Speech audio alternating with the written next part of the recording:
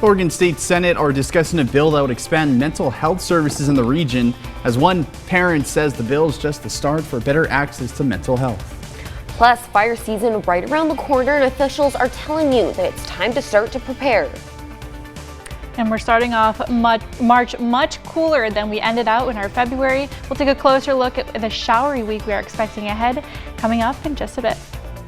Live, local, late breaking. This is NewsWatch 12 this morning. Good morning. The time is 6 a.m. Welcome to NewsWatch 12 this morning. I'm David Alvarado. And I'm Brinkley Hill. We're taking a live look at Grants Pass this morning. We're going to check in with Storm Tracker 12 meteorologist Sarah Kress to see how much longer that rain is going to go for this morning. I know it was raining when I came in this morning. Yeah, this morning a few raindrops heading in. If we're expecting some showers today, they will be rather light. But taking a look out across the region, we are seeing some pretty different stories depending on where you are. Heading into Mount Shasta, absolutely stunning. Wairika seeing some breaks into clouds, but it is cloudy as we're heading over into the Rogue Valley this morning. Same along the coast. Some lighter showers as we're along the Cascades this morning. Maybe a few drops again as we're heading into Jackson County. But throughout the day, chances for showers are going to diminish greatly into the afternoon. But if we do see a shower today, it is going to be rather light. So heading out into the Rogue Valley this morning, we'll see those cloudy skies. It will be cool into the 40s. Maybe, like I mentioned, a drizzle, a drop here or there. By the time you're heading home from school today, you'll see more breaks into the clouds. Temperatures making it up into lower 50s for the Rogue Valley. Overall, not too bad for the day. Around the rest of the region, we are still expecting some cooler temperatures, again, compared to last week. Along the coast as well, we could see the chance for a shower mainly this morning. Now, as we are heading into the next few days, more rounds of showers are going to be making their way in. Still expecting these cooler temperatures, but we'll talk more and break this down a bit more coming up in our next forecast. Oregon Attorney General Dan Rayfield, along with 22 other state attorneys general, have filed a second motion in their ongoing lawsuits against President Trump's recent federal funding freeze.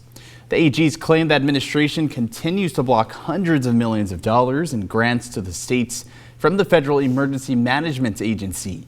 On January 28th, Rayfield and the coalition sued over the freeze and was granted a temporary restraining order by a federal judge. In early February, the administration was ordered to immediately comply and stop freezing federal funds. However, the freeze on funds allegedly continued. Rayfield has now issued a statement saying it's alarming that the Trump administration continues to ignore a court order and refuses to release funding for FEMA. Ignoring the law and putting politics over people's safety is not only irresponsible, it's dangerous. We're going to keep pushing and make sure the funds are released and that the administration is held accountable for not following the law. The second motion seeking a court order now to require the release of the funds if the Trump administration is unable to prove the evidence that they've been unfrozen. The state Senate is working on a bill that could expand health care services for children facing mental health crises. NewsWatch 12's Rocky Walker spoke with a local father who's testified in support of this bill, saying that it could help families that are struggling. Over the years, our family has faced relentless crises, aggressive outbursts, episodes of self-harm, and moments so frightening that we wondered if we could safely keep our family together. Yet finding help has often proved nearly impossible here in Oregon.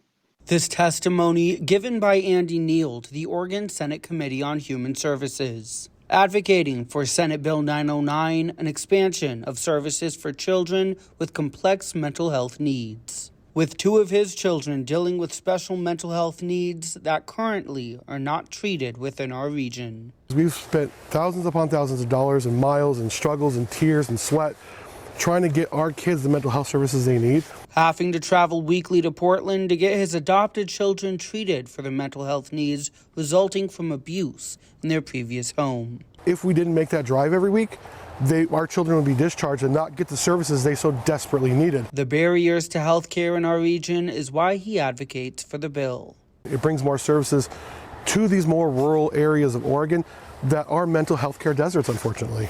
He says the bill would have made getting care much easier for his kids. While they're nearing adulthood, he thinks of what this could mean for others in the situation. I'm worried that this is too late for my kids, but we've been struggling with this for 12 years, and I don't want to see another family go through what my family's had to go through. SB 909 is just a start. It's the start line. Into the tunnel, I would want to see Oregonian families getting the help they so desperately need for mental health services where they live. For more info on SB 909, head to our website. Reporting in Jackson County, I'm Rocky Walker. New this morning, California Governor Gavin Newsom has proclaimed a state of emergency. This is to fast-track forest management projects with ongoing efforts to protect communities from wildfires. The state of emergency was proclaimed following the Los Angeles wildfires. The proclamation will suspend environmental regulations to expedite fuels reduction projects and allow non-state entities to conduct fuels reduction work. If you've been enjoying the sunny weather, you might have noticed that there's been some smoky conditions in the air. There are some prescribed burns happening across our region. That includes in parts of Northern California. The burns are a necessary step in wildfire prevention, but with the warmer temperatures we've been seeing, fire season may be closer than we expect. Experts reminding us that it's time to start to prepare. As we get closer to fire season, making sure your lawn is watered and mowed. Little things like that make a big difference when we see wildfire in the area. We've seen it time and time again. People who have done work on their property prior to fire season, their houses actually have a much better chance of surviving a wildfire in their area. As we head into spring, fire officials urge residents to begin preparations for wildfire season by clearing dead vegetation and maintaining defensible spaces around their properties. One person and their 2 dogs have been killed in an RV fire. Jackson County Fire District 3 says that the fire happened yesterday morning in White City.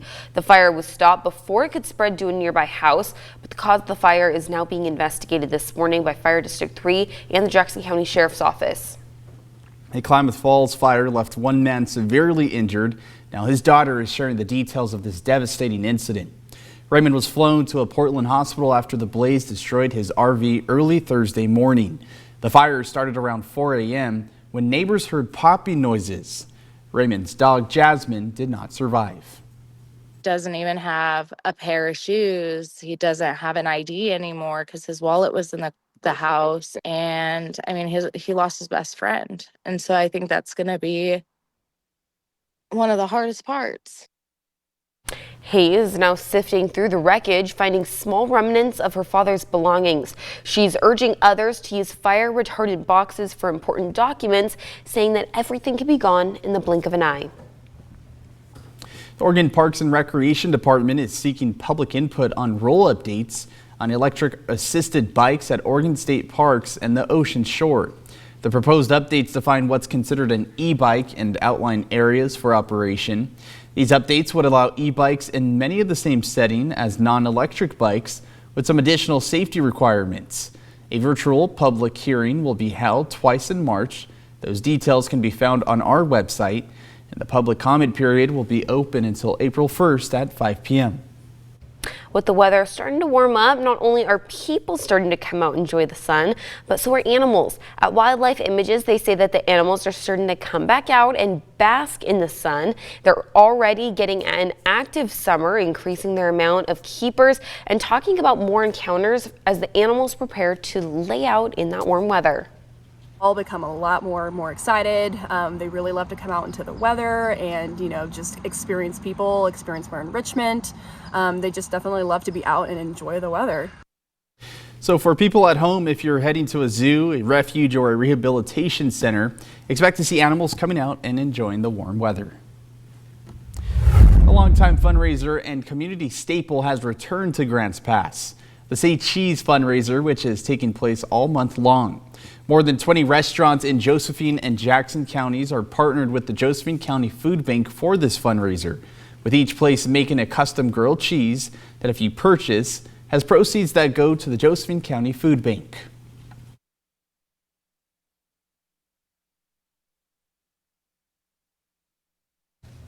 The food bank says it's to showcase local restaurants and have some cheesy fun and help feed the community. You can find the list of all of the restaurants participating on our website. The Klamath County Economic Development Association has announced Winco is set to open in Klamath Falls. Construction of the grocery chain is set to begin this month, as the Winco will be located on Shasta Way and Avalon Street. The new store will be more than 11.5 acres big and is estimated to create anywhere from 100 to 120 jobs. And as we're heading throughout the start of our work week, it is going to be much cooler than we were ending out last week. We have some light showers throughout our day. Will be diminishing greatly, especially as we head into the afternoon. And we'll see a drier second half of our Monday with some breaking in those clouds and some sunshine joining us as well. Now, we are expecting more showers to move in late tonight, starting along the coast, working their way inland through tomorrow morning. We'll take a closer look at when we can expect this rain to return coming up in our next forecast.